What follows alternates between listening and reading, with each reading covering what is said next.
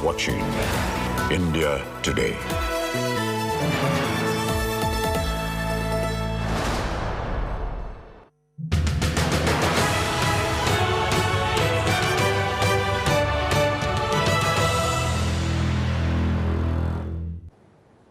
दिल्ली के बाहर आम आदमी पार्टी का विस्तार हुआ, पंजाब तक अब सरकार है आम आदमी पार्टी की, लेकिन इसके साथ ही देश की राजनीति में वार पलटवार का एक नया दौर शुरू हो गया।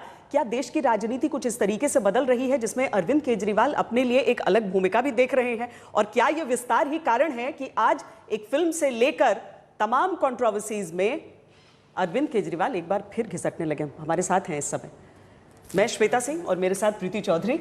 आज अरविंद केजरीवाल से इन्हीं सवालों को उनके सामने रखकर पूछेंगे। क्या हो गया अरविंद जी? आप लोग 2016 में मैं देख रही हूं कि नील बटे सन्नाटा को आपने टैक्स फ्री किया, 2019 में आपने किया सांड की आंख, पिछले साल कर दिया 83, लेकिन कश्मीर फाइल्स से आपकी क्या आपत्ति रही कि आपने कहा कि नहीं मैं टैक्स फ्री नहीं करूँगा? मेरे लिए फिल्म इम्पोर्टेंट नहीं है। हो सकता है आपके लिए इम्पोर्टेंट है, हो सकता है बीजेपी के लिए इम्पोर्टेंट है, आप सब लोग के लिए इम्पोर्टेंट हो सकती है। कश्मीर में बहुत बड़ी त्रासदी हुई, 30-32 साल हो गए उसको। कश्मीर के पंडितों को उन्हीं के घरों से बेघर किया गया, कई सारे लोगों की मौत हुई। 32 साल के बाद अगर देश की केंद्र सरकार, सत्तारूढ़ पार्टी उनको कहती है कि हमने आपके लिए एक फ़िल्म बनाई है, ये फ़िल्म देख लो, इससे बड़ी इंसल्ट हो सकती है उनकी। वो लोग क्या चाहते हैं? आप किसी कश्मीरी पंडित से पूछना कि वो क्या चाहता है। पुनर्वास। उसे पुनर्वास चाहिए। 8 साल से केंद्र में बीजेपी की सरकार है, उन्होंने पुनर्वास क्यों नहीं किया? 8 साल राज्य करने के बाद कहते हैं अब तुम्हारे लिए फ़िल्म बनाई, फ़िल्म देख लो, और उस पर करोड़ों रुपए कमा रहे हैं ये लोग। गंदी बात है ये, इस पे कोई गर्व करने की बात नहीं है। हमारे हाथ में जितना भी था हमने उतना किया कि दिल्ली में कुछ कश्मीरी पंडित जो आए थे उनको उन्होंने दिल्ली में 1993 में कॉन्ट्रैक्ट टीचर्स की नौकरी की। तब से लेके आज तक वो कच्चे टीचर्स बन के रह रहे थे। उन कच्चे टीचर्स को बीच में दिल्ली में कांग्रेस की सरकार भी आई, बीजेपी की सरकार भी आई, किसी ने पक्का नहीं किया। हमने आके उनको पक्का किया। हमने, आपको तो पता भी नहीं होगा ये, मैं ढिंढोरा नहीं पीटता अपने काम का, उनके दर्द के ऊपर मैं राजनीति नहीं करता। उनको हमने पक्का किया, रेट्रोस्पेक्टिव इफेक्ट से पक्का किया। और वो लोग, तो केंद्र सरकार की जिम्मेदारी है कि उस पर राजनीति करने के बजाय, उस पर फिल्में बना के पैसे कमाने की बजाय उनका पुनर्वास किया जाए और सारे लोग मिलके करें। इसमें राजनीति नहीं होनी चाहिए, सारी पार्टियां, सारी सरकारें मिलके उनका पुनर्वास करते। अरविंद जी, फिल्म की बात करते हैं, क्या अरविंद केजरीवाल को लगता है कश्मीर फाइल्स प्रोपेगेंडा फिल्म है? मेरे को फिल्म के बारे में मेरे को कोई लेना देना ही नहीं है। देखी आपने? मैंने नहीं देखी, लेकिन मेरा कहना है कि इस वक्त कश्मीरी पंडितों को फिल्म नहीं चाहिए, पुनर्वास चाहिए। आइए मिलके, मैं हाथ बढ़ा रहा हूँ, आइए मिलके उनका पुनर्वास करते हैं, उनकी ज़िंदगी को बेहतर करते हैं, उनके अंदर जो टीस है अन्याय की उसको निकालते हैं। पर अरविंद जी, जो हुआ, जो दिल्ली असेंबली में हुआ, आपने जो स्टेटमेंट दिया था दिल्ली असेंबली में, बीजेपी कह रही है कि आपने मजाक उड़ाया, आप हंसे, जो पीछे आपके लोग बैठे थे वो हंसे, कि आपने, हमें तो बीजेपी पे हंसी आ रही थी। बीजेपी नौटंकी कर रही है पूरे दिल्ली देश के अंदर। बीजेपी इस टाइम उनका पुनर्वास करने की बजाय जाके पिक्चर के पोस्टर चिपका रहे हैं, उनके सारे ऊपर से नीचे तक सारे कार्यकर्ता। ये काम है बीजेपी का, ये करने आए थे राजनीति, ये राजनीति करने आए थे। अंदर ही अंदर बीजेपी वाले भी दुखी हैं जिस तरह से उनका नेतृत्व उन लोगों का इस्तेमाल कर रहा है। बीजेपी वाले भी नहीं चाहते। कश्मीरी एक्टिविस्ट कह रहे हैं, कश्मीरी पंडित कह रहे हैं कि आप उन पे हंसे हैं। हाँ, कोई नहीं कह रहा, बीजेपी कह रही है। मैं 2 चीज़ें यहाँ पर रखना चाहती हूँ। एक तो जो आपने जो टीचर्स के यहाँ पर बात की है, वो तो हाईकोर्ट का भी ऑर्डर था। हमने हाईकोर्ट में जाके तुरंत हाँ कही थी। हाँ, लेकिन ऑर्डर तो हाईकोर्ट का, कुछ टेक्निकल इशू था, हमने वहाँ पे उसको अपोज नहीं किया था। टेक्निकल इशू था, कोर्ट में गए जाके हमने तुरंत कहा हम करेंगे। मतलब जैसे कई इश्यूज होते हैं जिसमें अफसर जो है वो कहता है जी अगर कोर्ट से ऑर्डर आ जाए तो हम तुरंत कर सकते हैं। 20 साल रेट्रोस्पेक्टिव इफेक्ट से कोई भी 25 साल बाद रेट्रोस्पेक्टिव इफेक्ट से कोई भी देने को तैयार नहीं था। कोर्ट में मामले को ले तुरंत कोर्ट में हमने कहा जी हम करने को तैयार हैं। पर फिल्म के मुद्दे पर आप कह रहे हैं कि आपको इंटरेस्ट नहीं है उस चीज पर। मैं आपसे ये जानना चाहता हूं, अगर आप कश्मीरी पंडित होती और 32 साल बाद, और आपका वहां से विस्थापन हुआ होता, और 32 साल बाद केंद्र सरकार आपको आके कहती हमने आपके ऊपर एक फिल्म बनाई है, ये देख लीजिए। पर केंद्र सरकार ने थोड़ी बनाई है फिल्म। उन्होंने फिर वो प्रोपेगेंडा कि वो क्यों इसका प्रचार कर रहे हैं? कई बार तो आप सारे भी बीजेपी वाले सारे बीजेपी वाले हम मतलब कोई पिक्चर पसंद आती हो तो उसको कर देते हैं ट्वीट। बीजेपी वाले तो पूरी पार्टी लगी हुई है इस पिक्चर के ऊपर, आप सारे लोग लगे हुए हैं। आपसे भी मैं पूछना चाहता हूँ, क्या आप कश्मीरी पंडितों के साथ खड़े हैं? नहीं खड़े। नहीं, पुनर्वास आप लोग तो पिक्चर के साथ खड़े हैं। अरविंद जी, मैं तो यूक्रेन में मैंने फिल्म देखी नहीं है अभी। 5 मिनट से मैं देखूंगी। अभी पिछले 5 मिनट से पिक्चर का जिक्र हो रहा है। जब कश्मीरी पंडितों का एक इंटरव्यू में कैसे कश्मीरी पंडितों का जिक्र नहीं हो रहा। आइए मिलके उनका पुनर्वास करते हैं, आइए मिलके उनको सहायता का हाथ बढ़ाते हैं, उनका हाथ पकड़ के उनको वापस कश्मीर लेके जाते हैं, उनका पुनर्वास करते हैं। पर अगर कोई हर्ट हुआ है तो आप उसको, उन कश्मीरी पंडितों को कुछ कहना चाहेंगे? उनको यही कहना चाहेंगे कि मुझे बेहद दुख है और मुझे बेहद तकलीफ है कि 32 सालों से आपके साथ अन्याय हुआ और किसी ने कुछ नहीं किया। मेरे हाथ में जितना था मैंने दिल्ली में किया। आज अगर हमारी केंद्र में सरकार होती, मैं आपको यकीन दिलाता हूं कि मैं आपके ऊपर फिल्म बनाने की बजाय आपका हाथ पकड़ के वापस कश्मीर में आपके घर छोड़ के आता। इस पे बस एक और आखिरी सवाल करेंगे अरविंद जी, और क्योंकि राज्यसभा में आज संजय सिंह जो आप ही के पार्टी के नेता हैं राज्यसभा में, 0R पे नोटिस दिया है कि कश्मीर फाइल्स को दूरदर्शन पे दिखाया जाए, यूट्यूब पे डाला जाए, जो आपने भी असेंबली में कहा। आप मानते हैं पार्टी का लाइन यही है कि यही होना चाहिए? क्यों नहीं होना चाहिए? उस फिल्म के ऊपर पैसे क्यों बनाए जाने चाहिए? उसको सबको दिखाओ।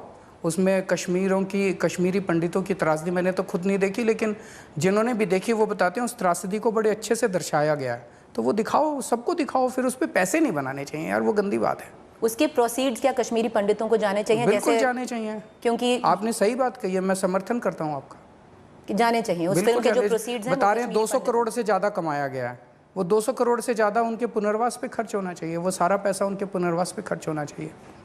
अरविंद जी, आज एक और मुद्दे को लेकर बड़ी चर्चा है, वो ये कि जब तक अरविंद केजरीवाल दूसरे नेताओं को बोलते थे तब तक तो ठीक था, आज किसी ने उनके खिलाफ बोला है तो उस पर FIR दर्ज कर ली गई पंजाब में। किसने किसके खिलाफ बोला? तेजिंदर बग्गा पर। किसके, क्या बोला उसने, किसके खिलाफ बोला? आप पर बोला था, उसके बाद पंजाब में केस हो गया है FIR।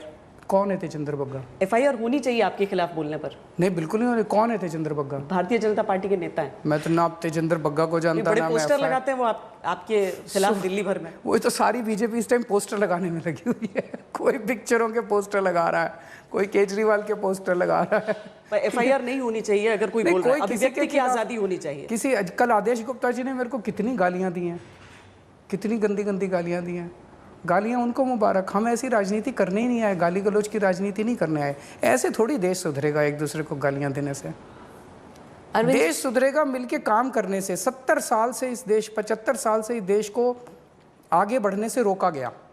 आज भगवंत मान जी ने door step delivery of ration का ऐलान किया है। स्वागत करता हूं मैं भगवंत मान जी का, बहुत शानदार काम किया उन्होंने। इसी डोर स्टेप डिलीवरी को पिछले 5 साल से दिल्ली सरकार को करने नहीं दे रही केंद्र सरकार। क्यों नहीं करने दे रही? अच्छी चीज थी। इस देश के अंदर बच्चों के पास, युवाओं के पास इतने आइडियाज हैं, लेके घूमते हैं, कोई सरकार उनको काम नहीं करने देती। सरकार का मतलब इस देश में हो गया काम में टांग अड़ाना, लोगों को रोकना, लोगों को काम करने से रोकना। 75 साल से इस देश को आगे बढ़ने से रोका गया, लेकिन अब लोग रुकने वाले नहीं हैं। 2 राज्यों के अंदर ईमानदार सरकार बन गई है। अब लोग खड़े होंगे और आगे बढ़ेंगे।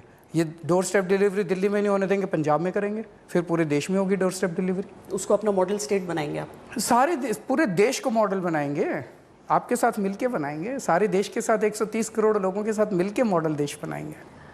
अरविंद जी, आप अभी गुजरात एंटर कर रहे हैं, हिमाचल एंटर कर रहे हैं, चुनाव है वहाँ पर मैं उसी स्पीच के बारे में आऊँगी जो आपने दिल्ली विधानसभा में की थी, क्योंकि जो बहुत लोग आपको फॉलो कर रहे हैं बहुत टाइम से, 2013 2014, उन्होंने जम के वो स्पीच वायरल की कि ये विंटेज केजरीवाल हैं। बहुत दिनों के बाद ऐसी स्पीच सुनने को आई है, बहुत लोगों ने बोला। अब मैंने खुद रिसर्च किया है इस पर। पिछले 2 साल से अरविंद केजरीवाल ने नरेंद्र मोदी जी के खिलाफ डायरेक्टली उनका नाम लेते हुए कुछ नहीं बोला। आपने विधानसभा में उनको बोला कि नरेंद्र मोदी जी को एक फिल्म कार जो विवेक अग्निहोत्री हैं या एक फिल्म की शरण लेनी पड़ी। क्या ये बात है कि अरविंद केजरीवाल को गुजरात में जाना है तो मोदी पे तंज कसना है? नहीं, हमें उन पे क्यों तंज कसूंगा? मेरे प्रधानमंत्री हैं, वो देश के प्रधानमंत्री हैं, वो मैं उन पे क्यों तंज कसूंगा? मुद्दों की बात है। जब मुद्दों की बात आएगी, अगर डोर स्टेप डिलीवरी हमें नहीं करने देंगे तो मैं तो अपने प्रधानमंत्री के पास ही जाऊंगा। मैं कहूँगा सर कर लेने दो, दिल्ली में हम डोर स्टेप डिलीवरी करना चाहते हैं। मोहल्ला क्लिनिक हमारे 2 साल तक रोके इन्होंने।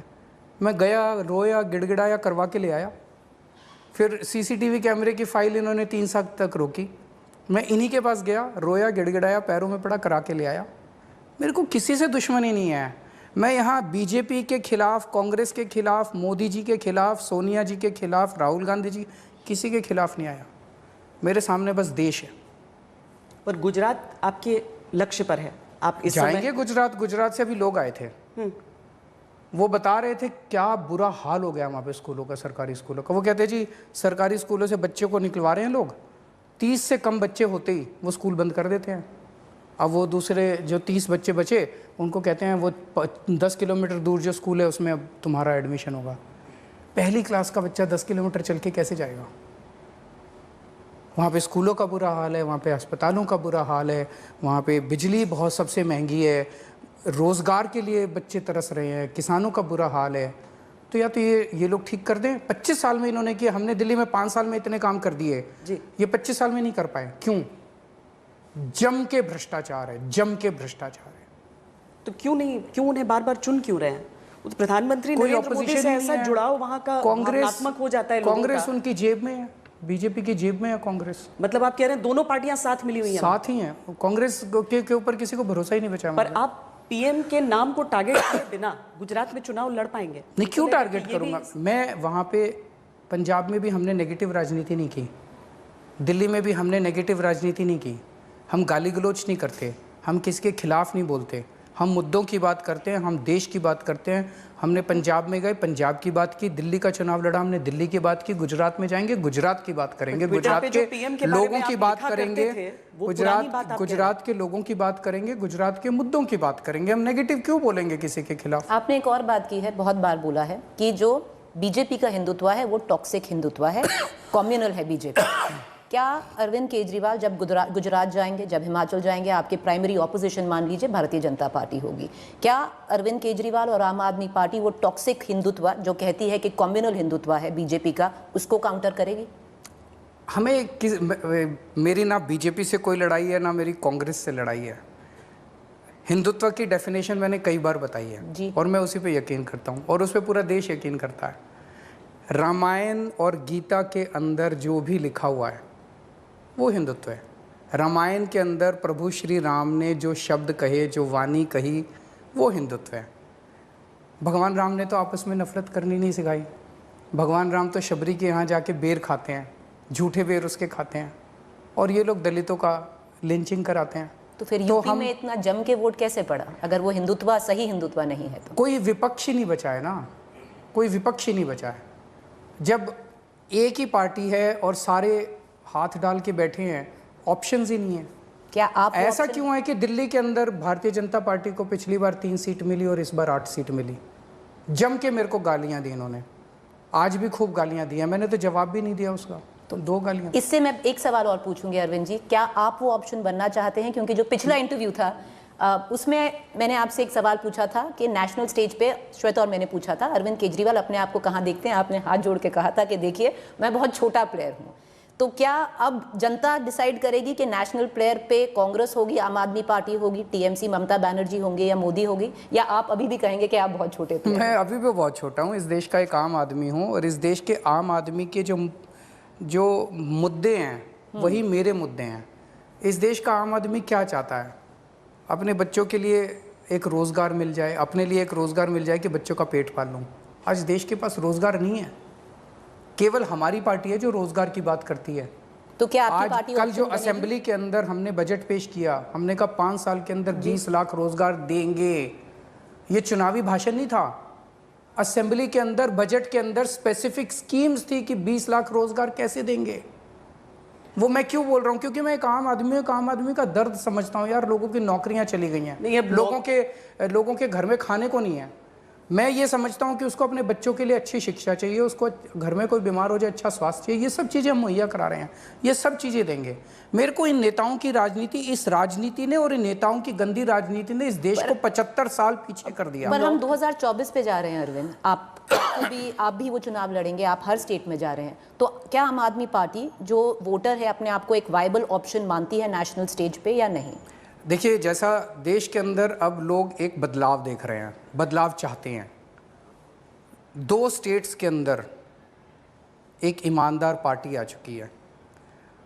मेरे सामने है राष्ट्र को खड़ा करने का। अभी तक हम भी ये सोचते थे जब तक हम राजनीति में नहीं आए थे कि यार ये इतने सालों से ख़राब है देश, इतने सालों से इन्होंने स्कूल भी ख़राब है, अस्पताल भी ख़राब है, ये मुश्किल ही होता होगा बहुत ज़्यादा जो ये कर नहीं पा रहे।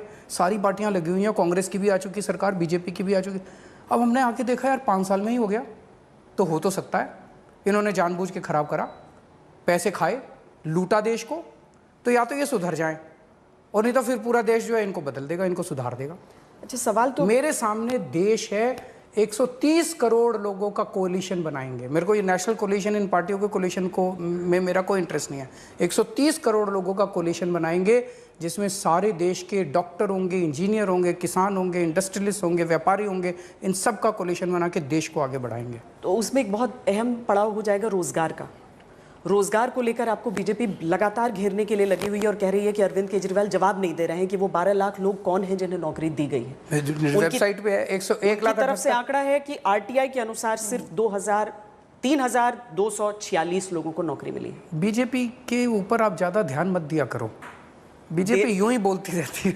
आप बीजेपी के ज्यादा प्रश्नों के तरफ ध्यान देते हैं। 5 राज्यों में से कितनी राज्य बीजेपी ने ले लिए, तो सवाल तो उनके आएंगे। देखिए अरविंद जी, एक मिनट, जनता दिल्ली में हमसे खुश है इतनी ज़्यादा, इसीलिए 70 में से 62 सीट दे दी, अब पिछली बार 67 सीट दे दी, तो रोजगार दे ही रहे होंगे तभी दे रही है। और बिजली दे ही रहे होंगे, ऐसा नहीं हो रहा है, विकल्प नहीं है, इसीलिए हो सकता है दिल्ली में विकल्प नहीं हो रहा हो।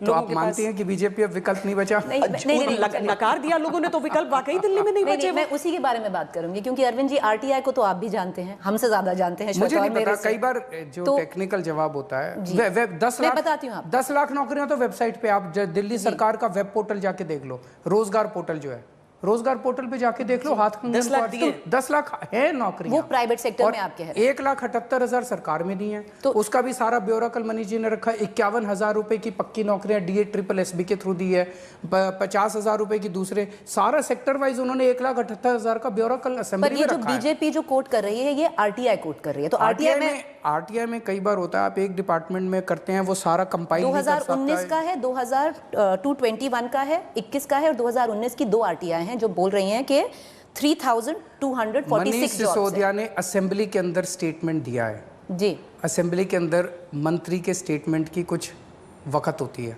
वो झूठ नहीं दिया जाता, वो एक जेन्युइन डेटा होता है, वो भी सरकार से आता है, नीचे से आता है डेटा। जो बजट स्पीच है वो नीचे से ही आती है, सारे अफसरों की पूरे राज्य की कंपाइल होके आती है। तो आप इतना ज़्यादा बीजेपी पे भरोसा मत किया कीजिए। आरटीआई में कुछ गड़बड़ होगी, पता नहीं, मैंने तो देखी नहीं क्या आरटीआई भी क्या पता नहीं सच बोलते हैं झूठ बोलते हैं। अच्छा, ये बताइए कि अब तो पंजाब जीत लिया आपने, दिल्ली के पोल्यूशन की समस्या सुलझ जाएगी? अब कोशिश करेंगे, उसके ऊपर बातचीत चल रही है और समाधान निकालने की कोशिश कर रहे हैं।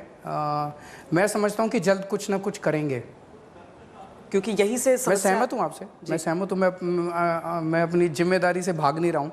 हम दोनों सरकारें मिलके इसके ऊपर काम कर रहे हैं और फौरन शुरू हो गया, यानी कि हम इस साल में ही काम शुरू हो गया। मैं उम्मीद करता हूं कि इस साल भी अच्छे रिजल्ट्स आने चाहिए और मे भी अगले साल तक तो काफी सुधार। तो अरविंद केजरीवाल जो दिल्ली के सीएम है, भगवंत मान जो पंजाब के सीएम है, दोनों अपना पक्ष कैसे रखेंगे जब पराली का मुद्दा आता है? हम काम करेंगे ना। अब क्यों ये शुभ बोलिए, आप कहिए कि भगवान से प्रार्थना है कि सॉल्व हो जाएगी। कोई एक्शन प्लान है अभी? जल्दी अनाउंस करने वाले हैं। तो आपका भी उसी तरीके का प्लान, यानी कि एक तरफ कांग्रेस को क्रिटिसाइज इस बात के लिए किया जाता है कि एक जगह हार जाते हैं अगर, तो उसके बाद वो छोड़ देते हैं पूरी तरीके से, लेकिन अरविंद केजरीवाल सीधे गुजरात पर निशाना लेकर वो वहाँ पर जाना शुरू करने वाले हैं, यानी काम और चुनावी काम दोनों साथ साथ चलेगा? बिल्कुल चलेगा। लेकिन फिर भी अपने आप को आप वही छोटा आदमी कहेंगे कि नहीं, मैं अभी वर्सेस के विकल्प में नहीं हूँ? आप विकल्प दिल्ली के अंदर और पंजाब के अंदर जो हुआ, वो इस देश के एक छोटे आदमी ने ही किया है। 10 साल पहले मैं क्या था आप जानते थे? आपने सुना था अरविंद केजरीवाल का नाम? नहीं सुना था। एक आम आदमी हूँ। एक आम आदमी पे जनता ने भरोसा किया, और चूंकि मैं एक आम आदमी हूँ, लोगों की समस्याओं को समझता हूँ, इसीलिए लोगों की समस्याओं के ऊपर काम किया। 75 साल के अंदर, आप तो इतने अच्छे पत्रकार हैं, इतने सीनियर पत्रकार हैं, मेरे को बता दीजिए एक चुनाव के अंदर एक भी पार्टी ने कभी ये कहा हो कि तुम्हारे स्कूल बनवाऊंगा इसलिए वोट दे दो? कभी कहा है? तुम्हारे अस्पताल बनवाऊंगा इसलिए वोट दे दो? या ये कहो दिल्ली में स्कूल अस्पताल अच्छे कर दिए, आके देखो। पंजाब के अंदर मैंने जाके कहा था कि दिल्ली में किसी को भी फ़ोन कर लेना, केजरीवाल कैसा काम कर रहा है, और अगर वो कह दे अच्छा काम नहीं कर रहा तो वोट मत देना। कोई कह सकता है ऐसे? अच्छा, ये सुनिए चंडीगढ़ सुनिए में- सुनिए, ये बदलाव इस देश का आम आदमी कर सकता है, नेता नहीं कर सकते। नेताओं ने बर्बाद कर दिया देश को, इन पार्टियों ने बर्बाद कर दिया देश को, लूट लिया देश को, आगे नहीं बढ़ने दिया देश को, रोका है इस देश को। अब नहीं रुकेगा देश, अब आम आदमी ने बागडोर संभाल ली है। जो चंडीगढ़ वाले मुद्दे को लेकर आप लोग नाराज क्यों हो रहे हैं कि केंद्रीय कर्मचारी उन्हें जो मुझे बताया गया है कि शायद 60% एम्प्लॉयज़ जो हैं चंडीगढ़ के, वो पंजाब सरकार से आते हैं, 40% हरियाणा सरकार से आते हैं। उनके ऊपर पंजाब सरकार के ही नियम कायदे लागू होते हैं। अब ये केंद्र सरकार ने कल पता नहीं क्यों घोषणा किया है कि उसके ऊपर ये लागू होगा, केंद्र सरकार के कायदे लागू होंगे। आपको लगता है वो कंट्रोल कर लेंगे इसके जरिए? मतलब क्या ज़रूरत है इसकी? 0 सीट पाने के बाद अब पंजाब में हस्तक्षेप करने की क्या आपकी मॉरल अथॉरिटी है? वो कह रहे हैं यूनियन टेरिटरी है। हाँ, तो यूनियन टेरिटरी है तो इसका मतलब किसी की बपौती थोड़ी है यार, हमारे देश की है। यूनियन टेरिटरी है तो बीजेपी की है, ये क्या बात हुई? हमारे देश की है यार, हम हैं इस देश के लोग। केंद्र शासित तो क्या हुआ? केंद्र हमारा है, इस देश के लोगों का है, किसी की बपौती थोड़ी। वो कह देते हैं हमारे पास पावर है। अरे पावर तुमको देश की सेवा करने के लिए दी गई है, अहंकार करके देश के लोगों को लूटने के लिए और उन पे अत्याचार करने के लिए नहीं दी गई। कोई लॉजिक तो होगा कुछ भी करने का। दिल्ली में चुनाव टाल दिए इन लोगों ने, पावर है जी हमारे पास। अरे ये क्या पावर हो गई यार? आज भी कूड़े के पहाड़ में आग लगी पड़ी है वहां पे, कौन वो रोहिणी के पास जो पहाड़ है, वो आग लगी पड़ी है वहां पे कूड़े के पहाड़ पे। पूरी दिल्ली को कूड़ा कूड़ा कर दिया और चुनाव नहीं करा रहे, हमारे पास पावर है। अरे ये अहंकार से, अहंकार रावण का नहीं चला था, तुम्हारा अहंकार कब चलेगा? तो एमसीडी का चुनाव क्यों नहीं कराते ये लोग, बताओ? क्यों नहीं कराते चुनाव? एमसीडी का चुनाव अभी नहीं होगा, पर गुजरात का सुनने में आया जल्दी हो जाएगा। क्यों? सुनने में आ रहा है। पूछो उनसे क्यों कर रहे हैं ऐसे। गुजरात में जल्दी कराएंगे, दिल्ली में कराएंगे नहीं, ये क्या है? पंजाब बपौती बना रखी है देश की, ना कायदे मानेंगे, ना कानून मानेंगे, ना संविधान मानेंगे। पावर है हमारे पास। अरे ये अहंकार ठीक नहीं है यार। अहंकार, जनता से डरो, भगवान से डरो, ऊपर वाले से डरो। ऊपर वाला देख रहा है, किसी की नहीं चलती उसके सामने। पंजाब की बात करेंगे अरविंद जी। जो हमारे कॉलीग्स हैं पंजाब में, पत्रकार हैं, सब एक ही सवाल आ रहा है। देखिए, भगवंत मान जी कब तक मन की बात करेंगे, इंटरव्यू कब मिलेगा उनका? क्योंकि हर दिन एक उनका वीडियो आ जाता है, एक उनका मैसेज आ जाता है, पर क्वेश्चन नहीं ले रहे हैं। तो ये भी क्या मोदी मॉडल हम फॉलो कर रहे हैं अभी हर स्टेट में? मैं तो उनके इंटरव्यू फिक्स करता नहीं हूँ। आपकी तरफ से मना नहीं किया गया? आपकी तरफ से मनाही तो नहीं है कि मोटर माउथ है, कुछ भी बोल सकते हैं? मैं उनको क्यों मना करूंगा? मैं आपको दे रहा हूँ ना इंटरव्यू, वो भी देंगे, काम कर रहे हैं यार। अभी 10 दिन हुए हैं, 10 दिन में ही आपको पहले इंटरव्यू दो। 10 दिन हुए हैं, उनको काम तो कर लेने दो। और इस टाइम पंजाब में आप जाना, एक राउंड और मार के आना। आप पंजाब के टाइम में भी गए थे आप चुनाव, इतना शानदार माहौल है। भगवंत मान ने जो 10 दिन में निर्णय लिए हैं, इतने बड़े बड़े निर्णय, जनता बहुत खुश है। इतनी पॉजिटिविटी है पूरे पंजाब के अंदर। जनता कह रही है ऐसी सरकार नहीं देखी हमने। अभी 10 और दिन में ये 10, 15, 20 साल से पंजाब के अंदर इतना डिप्रेशन का माहौल था इन दोनों पार्टियों की वजह से। इतना डिप्रेशन का माहौल था कि ऐसे लगता था कि जनता को लगता है कोई उम्मीद ही नहीं बची। बिल्कुल 10 दिन में, आप पूछ रहे हैं केवल 10 दिन में। पंजाब के किसी दफ्तर में आप अपना एक कैमरा टीम भेजना, किसी भी दफ्तर में, और कोई काम कराने की कोशिश करना। बिना पैसे के काम होता है आज। करप्शन कम नहीं हुई है, करप्शन ख़त्म हो गई है। भेज के देखो। एक मैंने भेजे खूब सारे वॉलंटियर्स इधर उधर, मैंने कहा जरा पता करके आओ, रजिस्ट्रार के, तहसीलदार के दफ्तर में घूम के आओ जरा। सबके काम बिना पैसे के हो रहे हैं। कुछ तहसीलदारों की मीटिंग हुई अभी थोड़े दिन पहले, परसों या तरसों। उन्होंने कहा भाई अब देखो सारे ना तो ऊपर देना पैसा और ना नीचे किसी से लेना। बोला अब कोई ज़रूरत नहीं है ऊपर पैसा पहुंचाने की। क्यों? क्योंकि भगवंत मान पैसे नहीं खाता, केजरीवाल पैसे नहीं खाता, उनके मंत्री पैसे नहीं खाते, तो पैसा ऊपर जाना बंद हो गया। अरविंद जी, एक और क्योंकि मैं गई थी अभी जब ओथ टेकिंग हुई थी वहाँ पे, अब हर गवर्नमेंट ऑफिस में आपका मतलब एक दिल्ली के ऑफिस में भी हमने देखा है, एक भगत सिंह की फोटो है और एक अम्बेडकर साहब की फोटो है। अब गांधी जी कहाँ चले गए? बहुत लोग लगाओ, हमने मना नहीं किया, गांधी जी भी लगाओ, किसी की भी लगाओ, हमें क्या। नेताओं की नहीं लगेगी, इन दो की लगेगी, नेताओं की नहीं लगेगी, बाकी जिसको जो और लगानी है लगाए। हमें किसी गांधी जी से, पटेल जी से, किसी से हमें कोई वो नहीं है। अच्छा श्वेता, और मैं जब लास्ट इंटरव्यू आपका लिया था, एक क्लिप थी जो हमें भी उस वक्त विश्वास नहीं हुआ था, जो आपने 5 पॉइंट लिख के दिए थे।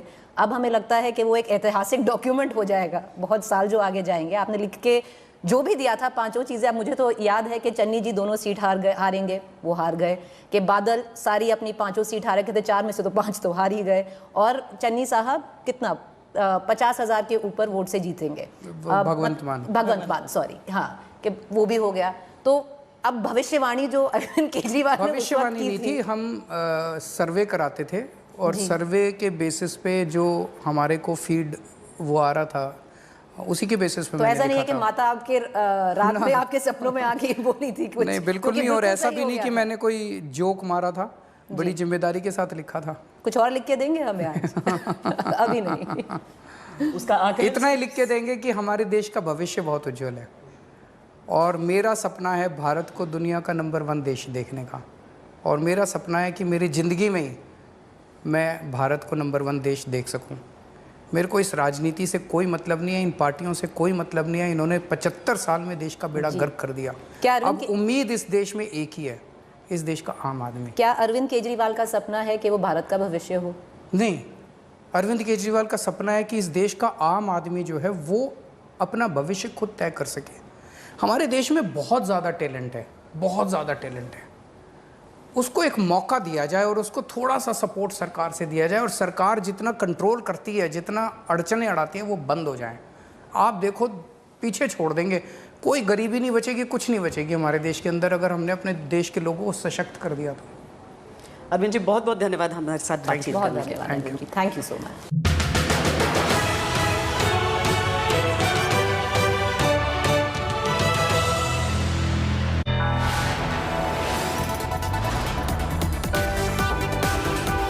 You are watching India Today.